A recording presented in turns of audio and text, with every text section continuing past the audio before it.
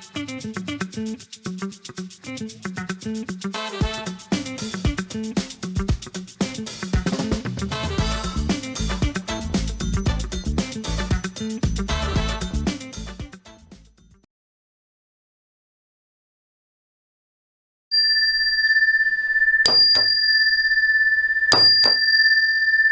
is not CBS. This is CAN TV, Channel 21. And I am your host, Stephen Black Butterfly Carter. And this is Black Star, Still Rising. And I want to welcome you here today. This is going to be an exciting program. I have a wonderful guest. I'm going to tell you her name right now.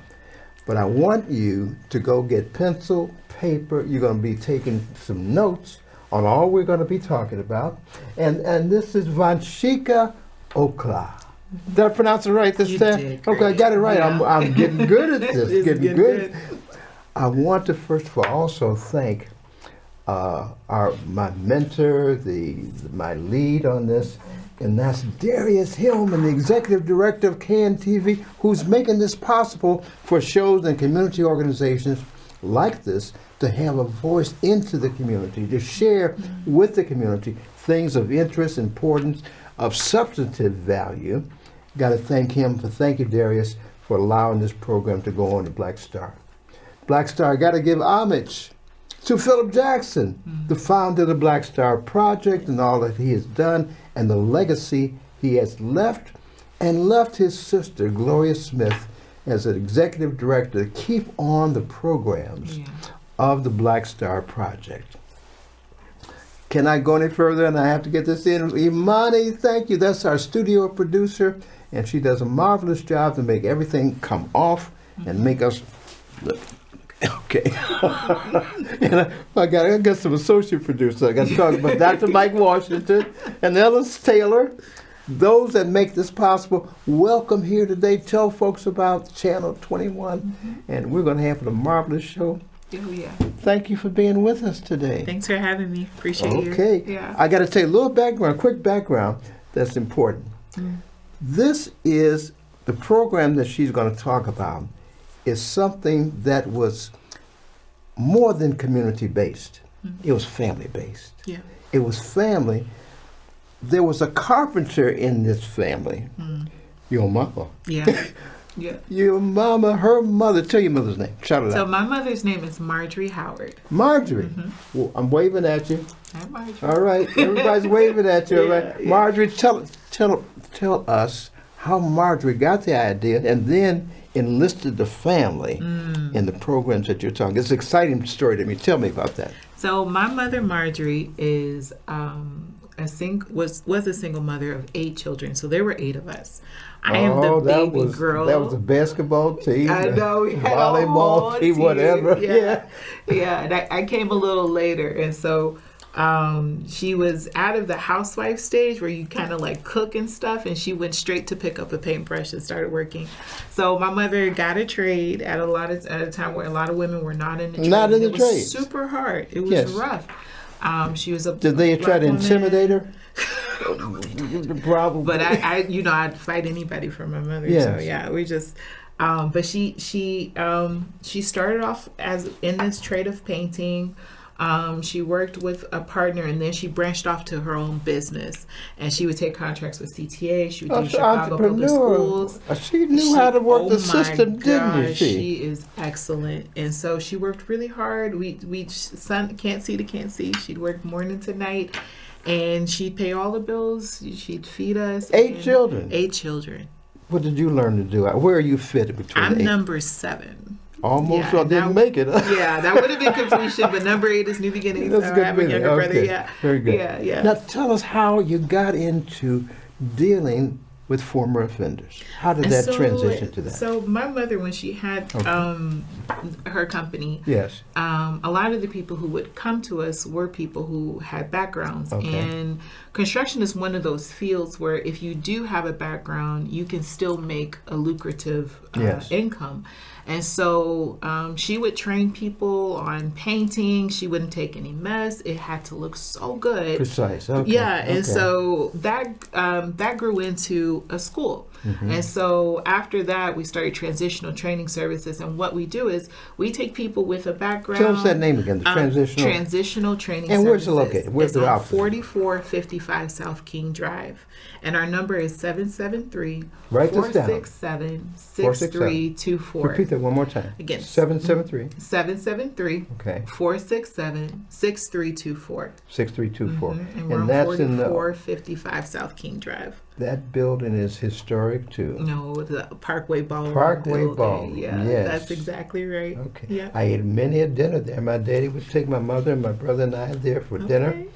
That was a fabulous place. Back so in good. 1940s, 40s and 50s. 40s and the 50s. I was like, what are you doing in the 40s? What are we walking around doing?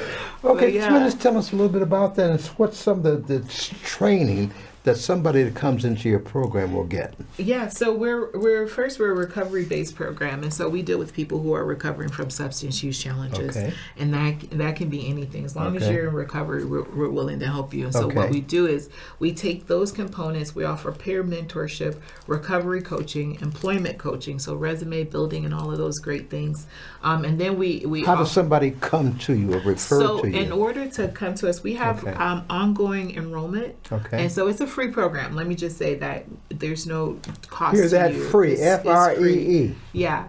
And so basically you do have to be there early in the morning, around 6:30 in the morning. We take the first 12 because spaces are limited, but it's ongoing enrollment. So we enroll every other Thursday, and the next enrollment is going to be February 12th. Write this down, February 12th. Give the address. 4455 South King Drive, Okay. February Parkway 12th. Okay. Yep, Right Parkway Ball. If you don't remember entrance anything, around the back there. entrance on is the on side. the side. Of 45th And parking Street. is free. There's free parking in the parking lot, and so So you better be telling somebody in your family who might have had some substance and friends, and don't be afraid to do that. Go ahead. Absolutely. Please. Yes.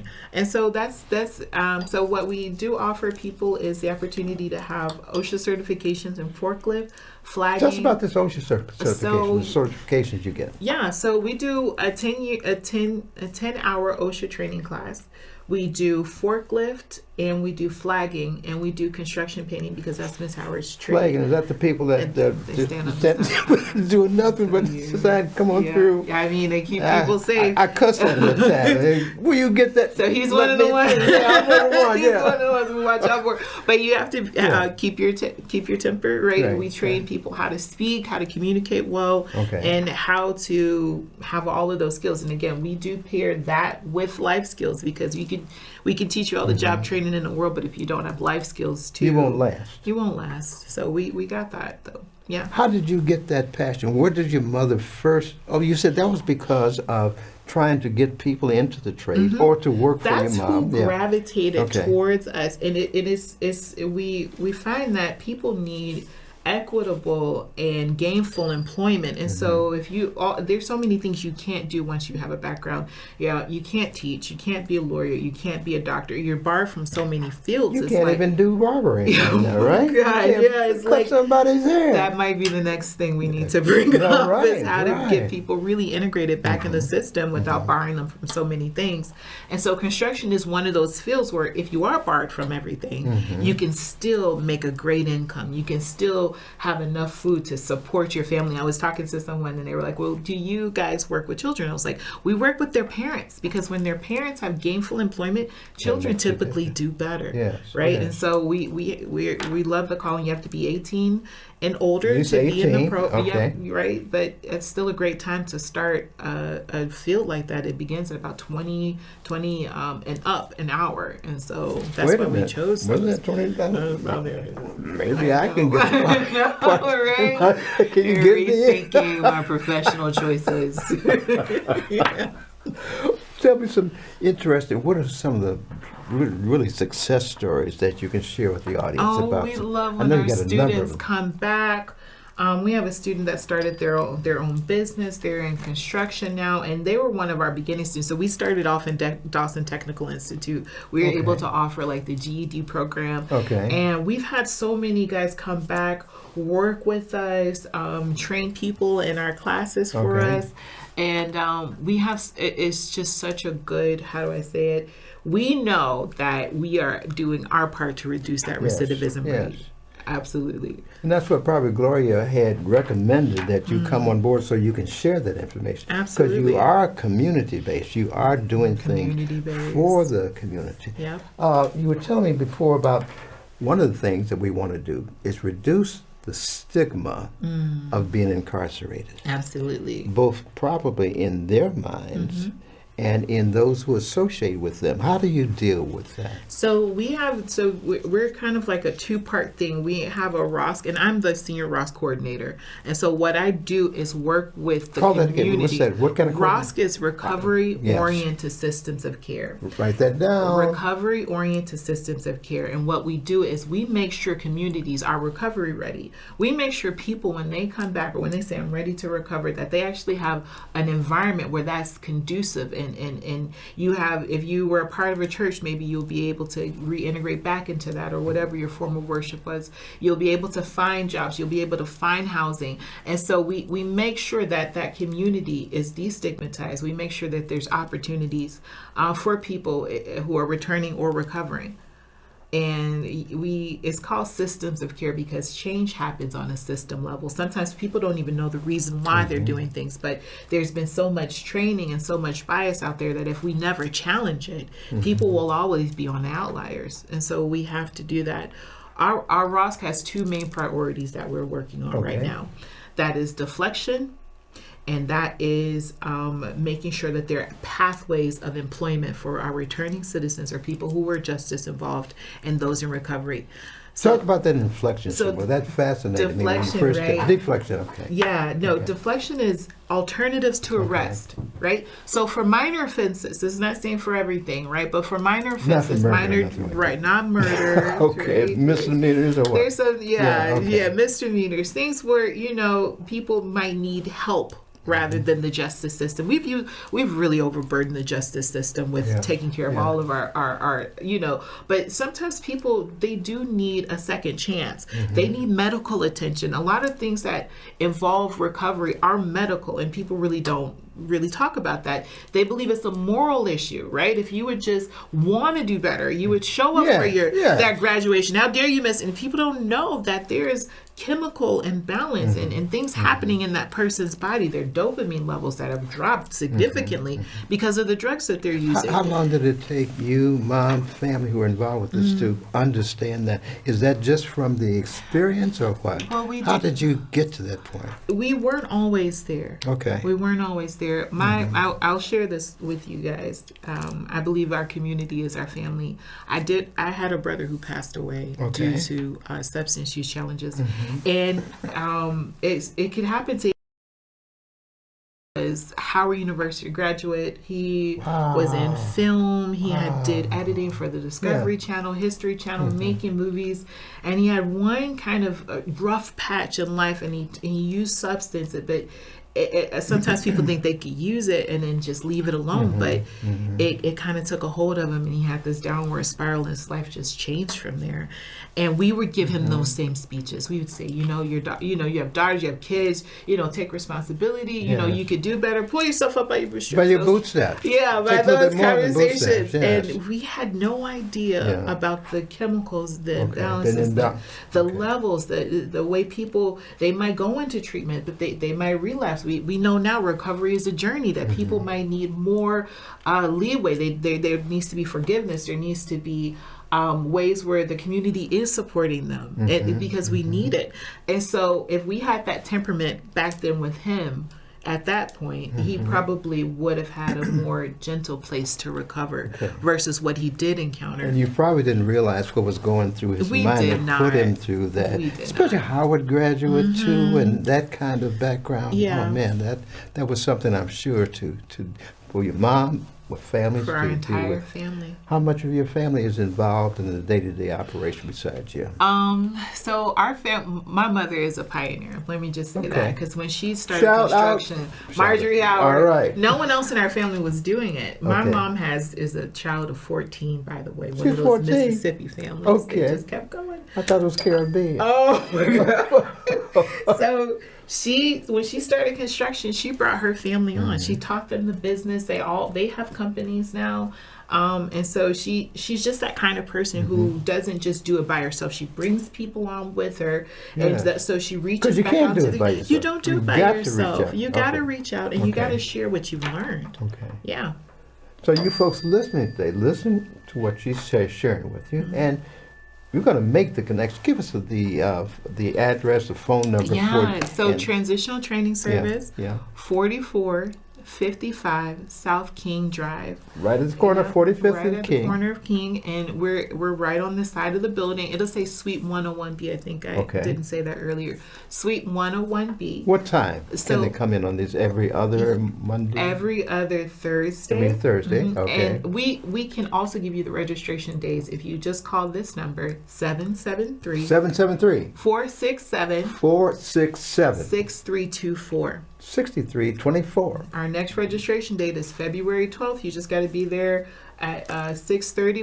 We take the first 12 because it is a free program, and we Okay. want to make sure there's enough space to accommodate What happens if everybody. they get there 6:35 and 12 And people ahead of them? We will What give do you them do? the next day. Okay. Right? It's you. So you Okay. do wait your 2 weeks. You come back in.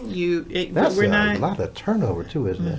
Okay. It's about 6-week course, right? Let me Okay. just give you the hours. So you'll be there for about 6 weeks, and you'll be there from 8 in the morning to 1, Monday through Thursday. 8 to 1. 8 to Okay. 1. So you'll get your day back. You got to work. You could go to work, but you'll be able to have all of those certifications by the time you leave. So you don't have to choose which one you get. You get all of them. And what keeps your students, once they register, what keeps them going? What do you think is the thing about them and about you and your mom and them? Okay, that's a inspiring great them. question. The kind of company we created is it has a very familial piece to it. We're not very stringent or staunch people. We do work with you. We do know that things are a process. We do have those personal conversations with people about family and what's going on. We don't turn people away because we know that we're not just dealing with numbers. We're dealing with actual human beings who have life stories.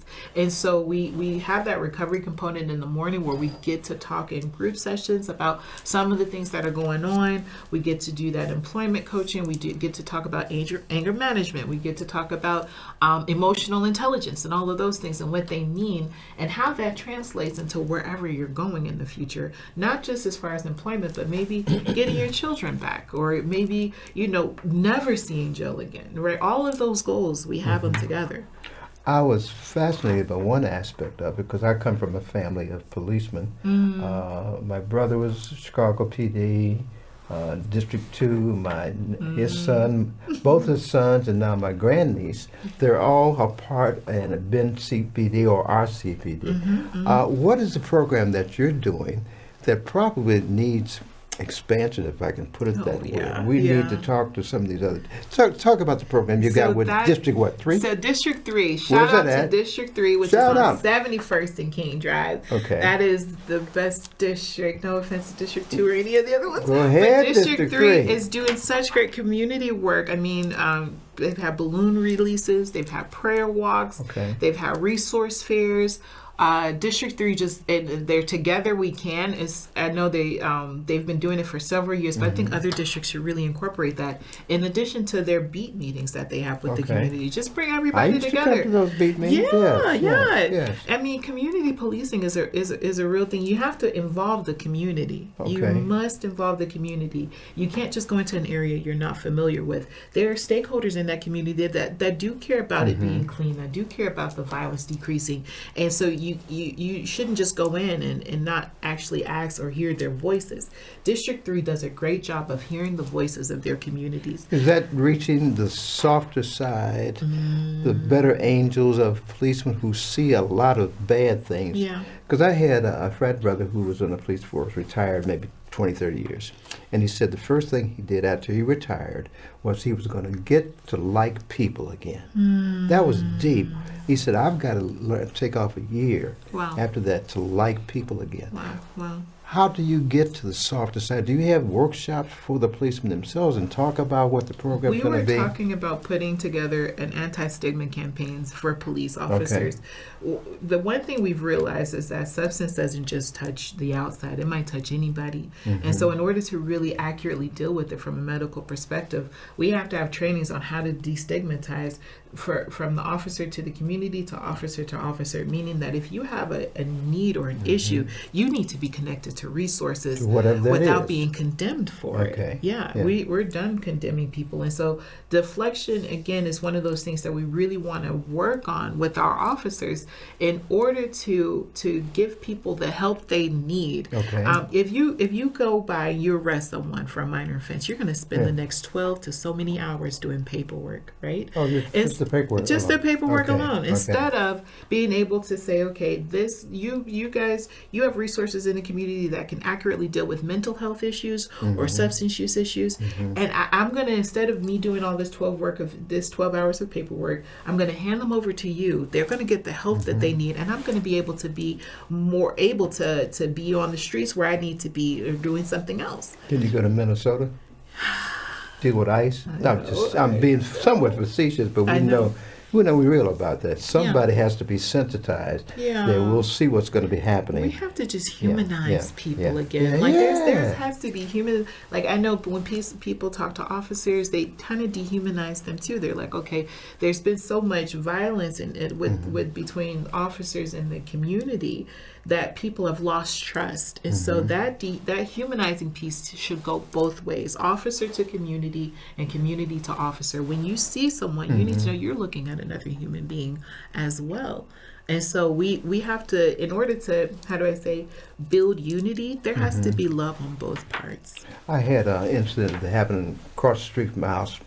It was an automobile accident, and when I came outside, I heard it from my apartment. I came out, and there was a woman who had been hit, and she was kind of sitting on the curb. And I was shocked when I asked how were you going to take care of this with two of the policemen that responded. One was a female, one was a male. And the female said she was jaywalking. And like, you deserve to be hit by a car, and you were jaywalking. Everybody jaywalks, number one. Number two, she was a female. And she didn't feel serve and protect. She didn't understand. It passed her by. Something happened that she didn't have empathy for that woman who had been sitting on the curb. She had been, because she was jaywalking. Like she was, that was such a bad thing that you couldn't give her empathy and sympathy. How are you want some of the other districts, if you were to talk to them, if we were to show them this video of this today or another day, what would you say to them, and why? What's the importance of them being involved in other districts? Let me just say that so far, I did community policing academy, so I've talked with a lot of officers. I can tell you that every officer that I've had the chance to encounter with would have condemned that action. I haven't talked to it. I know that since the Laquan McDaniel and a lot of the things that that the police are doing, the incorporation of now the Safety Act, there's so many changes going on, and so the old policing is not the policing that you know today. There's 40 hours of training that's required now. There's more emphasis. Sensitivity training. There's sensitivity training, how to respond to mental health issues. There's just so much more training going on, and interventionists. There's so many ways that the community is now getting involved, right? And there's been more condemnation for desensitive acts. As a matter of fact, it's always been a policy, but now police are practicing that if you see a police officer that is abusing their authority as the officer, their part, you are required to step in. And so there's changes, and I believe that when we see those changes, that trust will develop too, because we'll see that there's a different kind of policing going on in Chicago. So that blue line that we used to talk about, or was talked about, because I understand them looking out for the brotherhood, but they also have to be looking out for the citizens themselves. Absolutely, serve and protect. If you're going to, if you're going to add some other things to the program, what would you be doing? And what was? I mean, to the police officer, right? To the training, right? Well, if I could, I would add, again, humanization training for both communities. Is that in the academy or is It's this not ongoing? in the academy. Like, I'm working with Teach Foundation. They're one of our partners. We have so many partners. We have so many churches who partner with us. Bright Star. We have. But you need political influence too. Yeah. Who's been helping you there? Alderman Yancey has been really great helping us make, people just giving us the green light saying, okay, you can do these things in this area are super helpful because we really do want our community to be built up. Yeah. Well, I'm glad you bring that up. I want to thank you so much. Can I get you and maybe Mom to come back again? Absolutely, Marjorie. You listen to that. Right? You got to plug. Let's do what we do to sign off. Thank you for being here today. Folks, give them the phone number. Yeah, 773-467-6324. 467-6324. Okay. Thank you for being with us today. I appreciate We got to appreciate it all. I know. And I appreciate you raise guys your hand. too. Who's going to come out? What day and what time? Thursday. February 12th, Thursday, Next 6:30 in the morning. That's not too early if you want to be part of the 12. Free program. Is that 12 symbolic of 12 disciples? It's 12 apostles? is a number. It's a government number. That's right. That's right. Thank you for being with us. Yeah, I appreciate next you.